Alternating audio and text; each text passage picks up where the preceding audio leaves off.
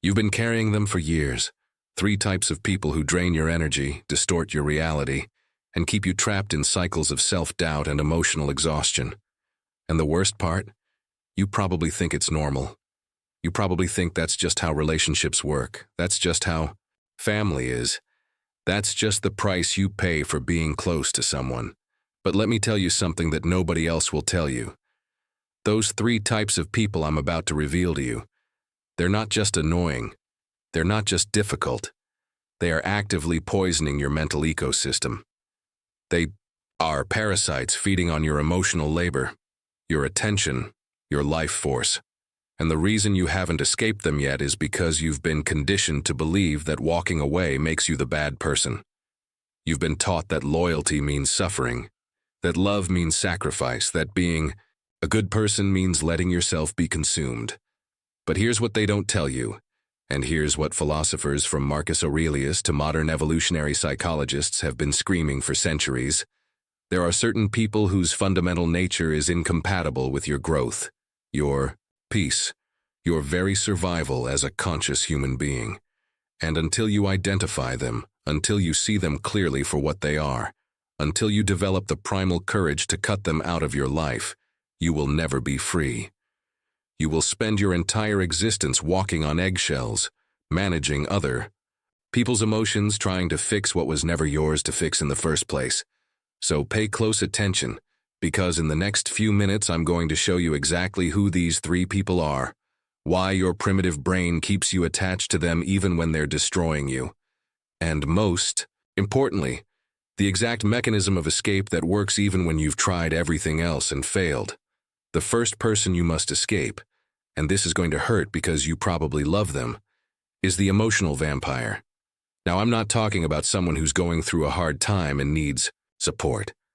I'm not talking about a friend who occasionally vents or a family member dealing with grief. I'm talking about something much darker, much more insidious. The emotional vampire is someone whose entire relationship with you is built on extracting your emotional resources while giving absolutely nothing back. They call you when they're in crisis. They need you when their world is falling apart. They lean on you. They cry to you. They make you feel like you're their lifeline, their only source of stability in a chaotic world. And that feels good, doesn't it? That feels like purpose, like you matter, like you're needed. But here's the trap, and this is where human nature reveals its cruelest trick. Your brain releases oxytocin, the bonding hormone, when you help someone. You get a dopamine hit when you solve their problem, when you make them feel better. You become addicted to being their savior. And they know this. Maybe not consciously, maybe they're not sitting in a dark room plotting how to manipulate you, but on a primal, instinctual level, they understand that you will keep coming back as long as they keep creating crises for you to solve. So they never actually solve anything. They never take your advice. They never implement the solutions you offer. They just keep recycling the same problems, the same dramas, the same emotional disasters.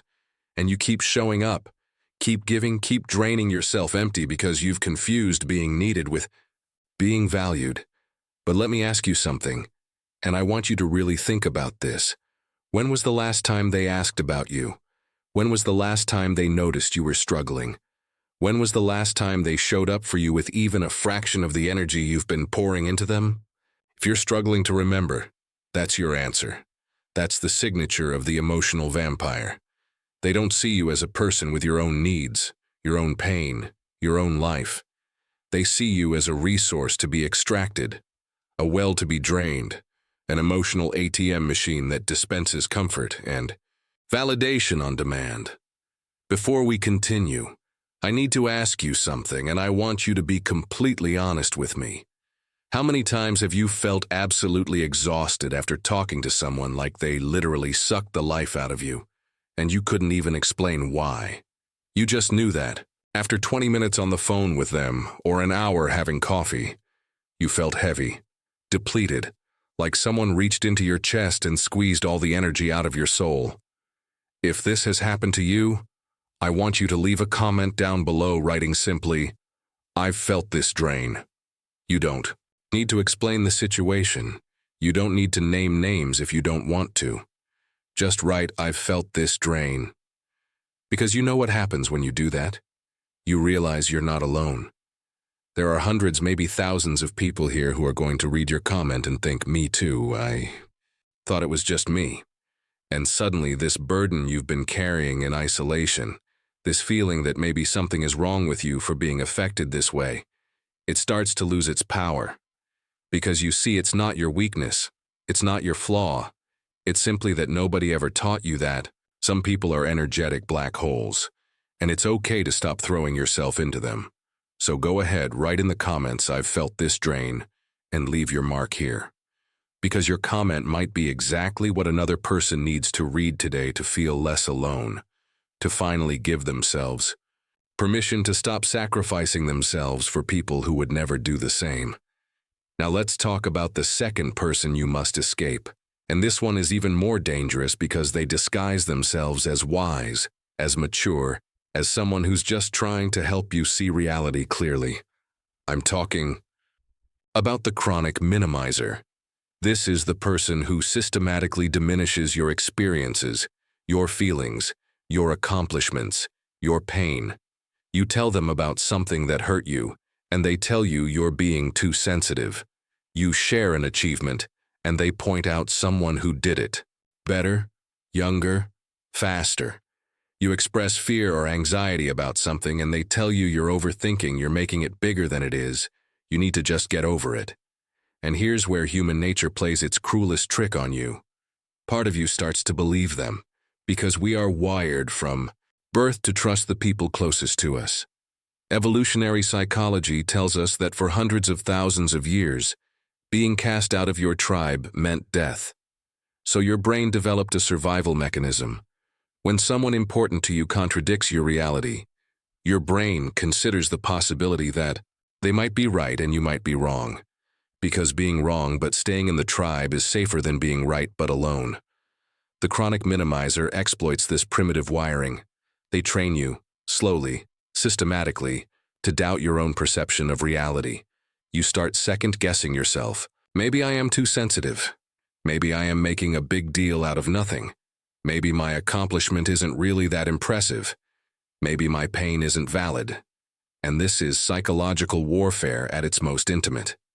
Because once you stop trusting your own internal compass, once you outsource your reality to someone who consistently tells you that what you feel isn't real, what you experience isn't important, what you've achieved isn't impressive, you become a ghost. You become a person who exists on the terms that others set for you. You stop setting boundaries because who are you to have boundaries? You stop celebrating victories because who are you to feel proud? You stop expressing pain, because who are you to claim suffering when other people have it worse? And the minimizer loves this. They love having you in this diminished state, because it makes them feel bigger. It gives them the power to define reality. It positions them as the rational one, the grounded one, the one who sees things clearly while you're just emotional, dramatic, unrealistic. The third person you must escape, and this is the one that most people never identify because they're so good at hiding in plain sight, is the subtle competitor. This is not the obvious rival who directly challenges you or openly competes with you. This is someone who claims to be on your side, who says they support you, who might even be family or a lifelong friend, but who secretly, quietly, consistently roots for you to stay exactly where you are, or even better, to fall just slightly below them. You share good news and you feel their energy shift. There's a microsecond, just a flash, where you see it in their eyes, disappointment, resentment, a tightening around the mouth. Then they recover, they smile, they congratulate you. Late. But something felt off. You're trying for something big. You're excited about a new opportunity. And they suddenly become the voice of caution. They start listing all the reasons it might not work out. They mention someone who tried the same thing and failed. They ask if you've really thought this through. And they do it all with concern, with love, with the appearance of protecting you from disappointment. But here's what's really happening, and this goes deep into the tribal dynamics that shaped human nature for millennia. Within every social group, there's a hierarchy. And people are constantly, unconsciously, monitoring where they stand relative to others. When someone close to you succeeds, when they level up, when they achieve something significant, it doesn't just make you happy for them, it also triggers an ancient calculation in your brain. Where does this put me? If they're rising, am I falling? If they're getting ahead, am I being left behind? The subtle competitor is someone who never resolved this primitive insecurity within themselves. So instead of doing the internal work to grow, to improve, to find their own path to success, they engage in a much easier strategy, keeping you down. Not obviously, not overtly, but through 1,000 tiny cuts. A dismissive comment here, a seed of doubt there, a story about failure right when you need encouragement, a withdrawal of enthusiasm right when you need support. And you feel it, you feel that you can't fully celebrate around them. You feel that you need to downplay your success so they don't feel bad. You feel that weird tension when you're doing well and they're not. But you tell yourself you're imagining it, because how could someone who loves you want you to fail? Here's what you need to understand about human nature. And this is what philosophers and psychologists from Machiavelli to Robert Greene to modern evolutionary biologists all point to. Humans are cooperative, yes, but we are also competitive. We are tribal, yes, but we are also hierarchical. We form bonds, yes, but we also monitor status. And the people who refuse to acknowledge this dark side of human nature, who pretend that everyone wants the best for you, who believe that love and support are unconditional, those people get exploited. They get used. They get kept small by people who smile at them while secretly hoping, they stumble. The subtle competitor will never admit what they're doing.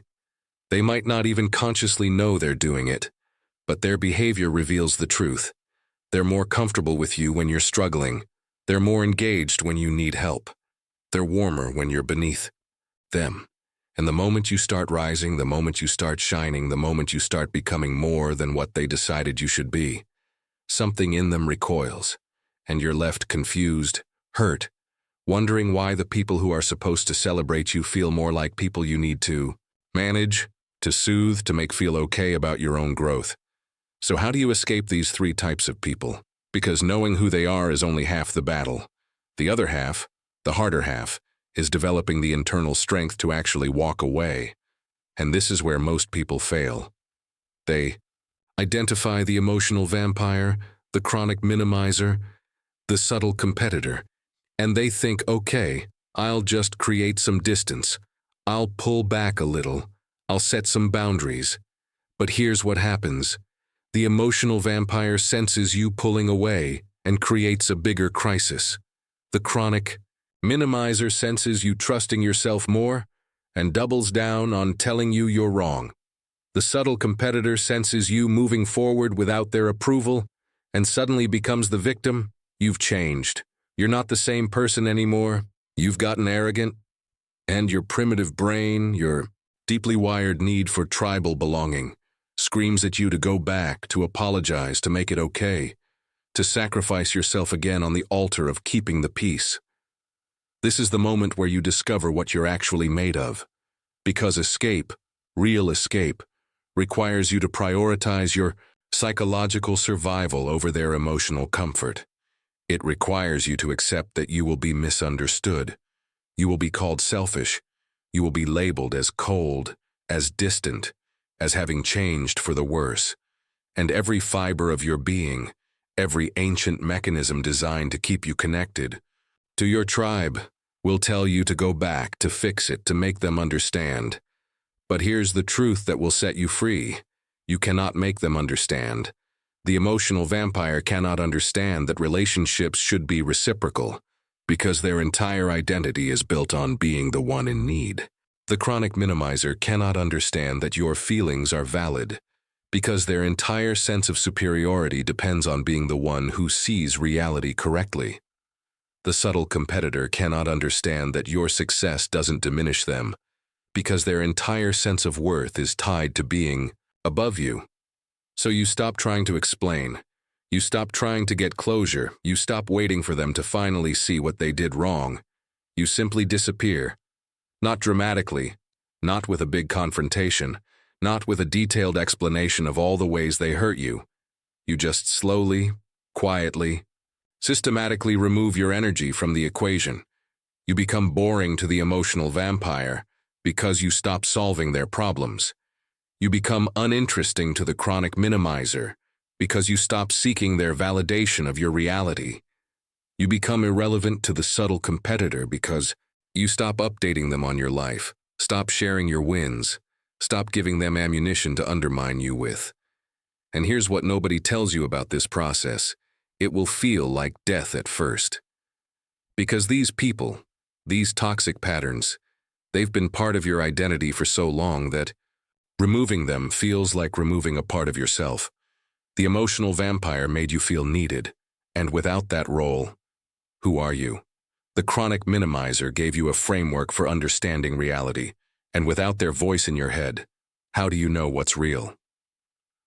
The subtle competitor was part of your social identity, and without them, where do you belong? This is the work. This is the internal transformation that has to happen for escape to stick. You have to build a new identity that doesn't need to be needed. You have to develop trust in your own perception of reality. You have to find belonging within yourself, not in the approval of people who keep you small. And this is where ancient wisdom meets modern psychology in the most powerful way. The Stoics talked about the inner citadel, the fortress of the self that cannot be invaded by external chaos. Evolutionary psychology talks about self-authoring, the ability to write your own story rather than living in someone else's narrative. Modern trauma therapy talks about differentiation, the capacity to be yourself even in the presence of pressure to be something else. It's all pointing to the same fundamental truth. You have to become someone who can stand alone. Not because you want to be alone, not because you hate people or don't believe in connection, but because you've learned the hard way that some people will destroy you if you let them, and the only way to protect yourself is to be okay without them.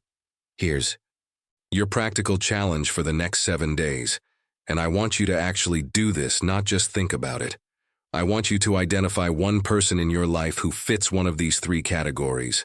Just one. You don't have to cut them off completely. You don't have to have a big dramatic exit. You just have to do this for 7 days. Do not initiate contact with them. Do not reach out first. Do not check in. Do not send the good morning text, the how are you message, the are you okay check-in. Just be silent and watch what happens. If they're the emotional vampire, they will sense the absence of your energy, and they will create some kind of emergency to pull you back in. If they're the chronic minimizer, they might not even notice you're gone because you were never really real to them anyway. You were just a mirror for them to practice their superiority on. If they're the subtle competitor, they might actually reach out more, trying to figure out what you're up to, what you're achieving, what you're doing that they're not seeing. But here's the key. You observe all of this without reacting. You become a scientist studying the dynamics of your own relationships. And you start to see clearly, maybe for the first time, how much of your energy has been going into maintaining connections that were never truly nourishing you. This 7-day experiment will show you something crucial. It will show you that the world doesn't end when you stop being available to people who only valued your availability. The emotional vampire finds someone else to dump on. The chronic minimizer finds someone else to correct. The subtle competitor finds someone else to measure themselves against. And you get to breathe. You get to remember what it feels like to not be constantly managing someone else's emotional state. You get to experience the radical freedom of not caring whether they approve of you, understand you, or even think about you at all. If you made it this far, it's because something in this video touched you. And I know exactly what you're feeling right now. The mixture of relief from finally understanding what's been happening, and at the same time that anxiety of, can I really do this? Can I really walk away from people I've known for years, maybe my whole life? I want to tell you something. You're not alone in this. There are thousands of people on this channel who were exactly where you are right now. People who also woke up with that tightness in their chest, who also lost sleep replaying conversations in their heads, who also felt small around certain people and couldn't understand why. And today they're different, not because they became someone else, but because they learned to recognize the patterns, learned to trust their own perception, learned to stop sacrificing themselves for people who would never do the same. And you know how it started? With the decision to stop accepting crumbs of respect and start building real boundaries. Here on the channel, every week I bring content like this, practical strategies you can apply today, insights into human nature and power dynamics that will completely change how you relate to people. It's not about becoming cold or arrogant, it's about reclaiming what was always yours. The right to exist without permission, without apology, without constantly managing everyone else's comfort at the expense of your own peace. If this makes sense to you, if you're tired of being drained and manipulated and kept small, then subscribe to this channel. Hit that red button below, turn on notifications so you don't miss any new videos, because each video is a piece in this journey of transformation. And if this content helped you in any way, if you felt like finally someone understands what you're going through, leave your like here so more people who need this message can find this video. I'll see you in the next one, and remember, you don't owe anyone an explanation for choosing yourself.